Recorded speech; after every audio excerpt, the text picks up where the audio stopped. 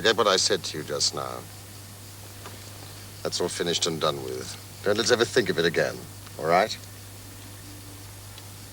When shall I see my friend of the bosom again? I'm not sure. Or shall we say lunch tomorrow? If you can make it. 12:30. And promise me that you will never wear black satin.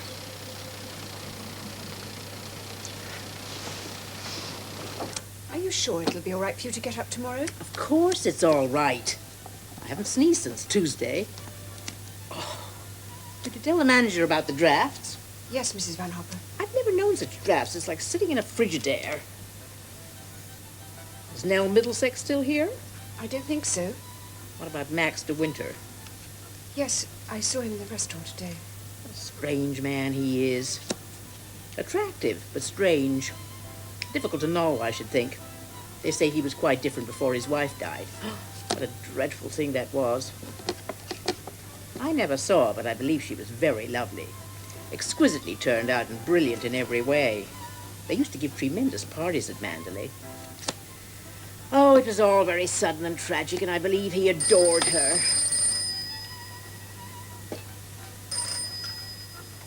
Mrs. Van Hopper's suite? Oh, would you hold on a minute, please? It's Mrs. Nicholson Drury. Oh, fine. Let me talk to her.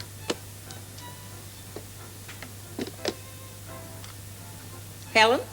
My dear, how are you? What? When? Is it serious? Oh, thank God for that.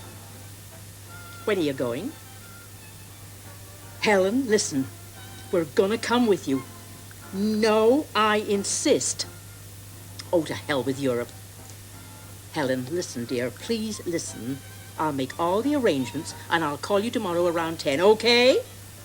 Fine. Now, don't worry, Helen, and keep cheerful, and don't worry. Goodbye, dear. We're going home. Home?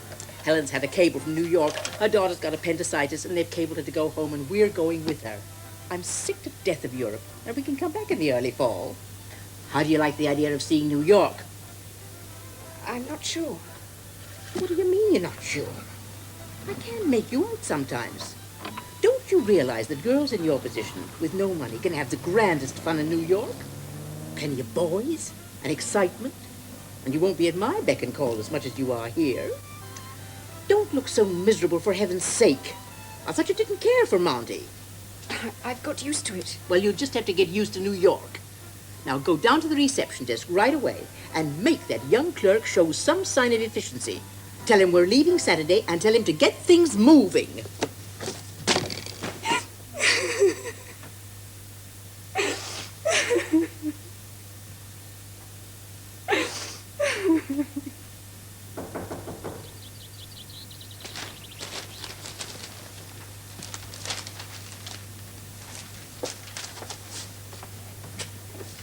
Hello. What is it? Is something the matter? I've come to say goodbye. We're leaving tomorrow. Come in. Shut the door. What on earth are you talking about? It's true. We're leaving tomorrow, and there's so much to do, I was afraid I shouldn't see you again. Well, I had to see you. I had to thank you. Sit down. Why didn't you tell me this before? She only decided yesterday. It was all done in such a hurry. A friend of hers is going back to New York, and we're going with her. We're joining her in Paris and going through to Cherbourg. And she wants to take you with her to New York? Yes.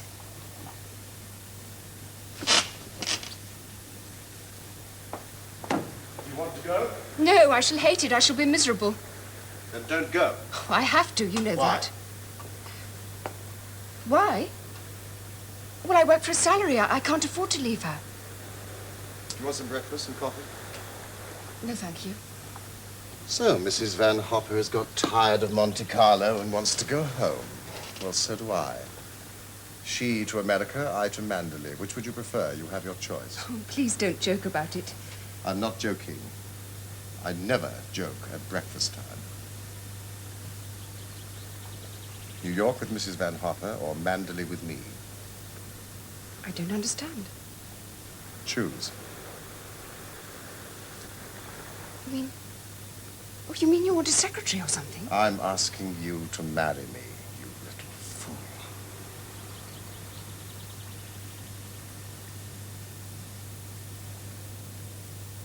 You can't. Can't I? Why not? You can't mean it. I do. But I don't belong to your world. What is my world? Well, Manderley, you know what I mean. Surely I'm the best judge of that. You think I'm asking you on the spur of the moment, don't you? Because you say you don't want to go to New York. You think I'm asking you to marry me for the same reason that I took you for that drive on the first day. To be kind, don't you? Yes. Yes, well, one of these days you'll realize that being kind isn't my strongest quality.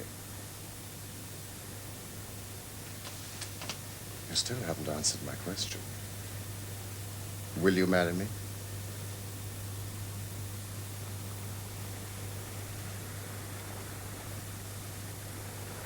Obviously not. I'm sorry. It's a fine blow to my conceit. I thought you loved me. But I do love you. I love you dreadfully. I've been crying all night because I thought I'd never see you again.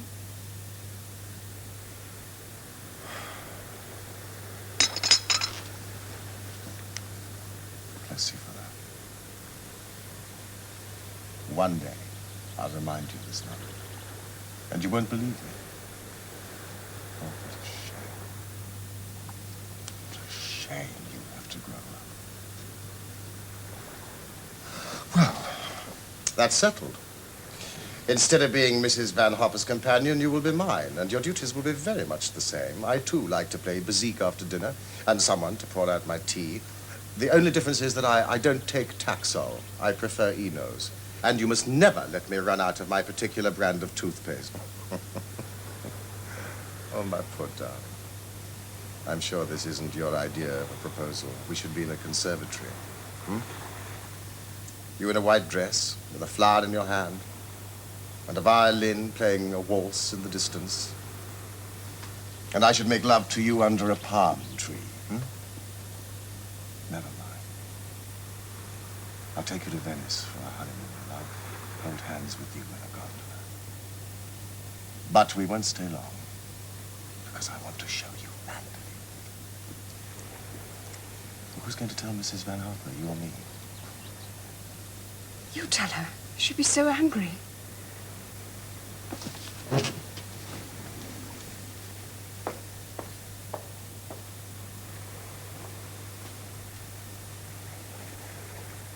Does 42 seem very old to you? Oh, no, I don't like young men.